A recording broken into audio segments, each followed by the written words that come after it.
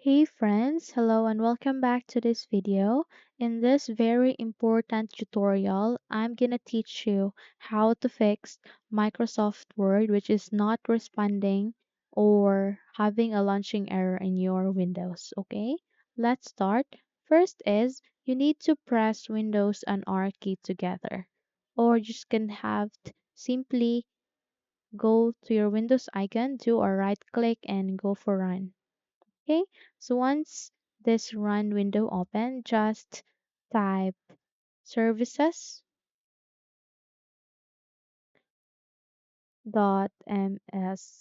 then click on OK to continue.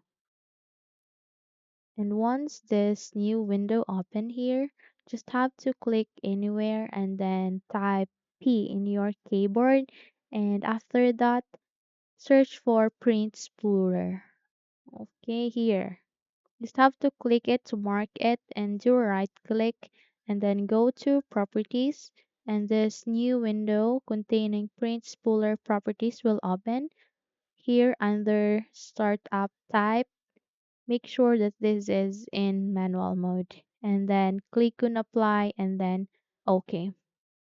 Okay, so once you're done enabling the manual mode, just have to restart your computer and check if your Microsoft Word is now responding. Okay, so let's say if it doesn't, then let's proceed to the next step, which is to go for run again. Just simply click Windows and R key together, then search for appwiz.cpl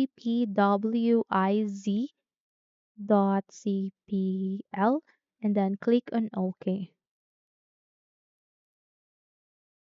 And once this new windows open in your screen, you just have to simply locate your Microsoft Office or Microsoft Office 365, anywhere of that, and select that, do a right click, and then select for change. And your user account control will ask you to allow, just simply click on yes. Okay, let's wait. And then here you need to click on repair. Okay, and then continue. Okay, so once done, you just have to restart your computer again and see the magic.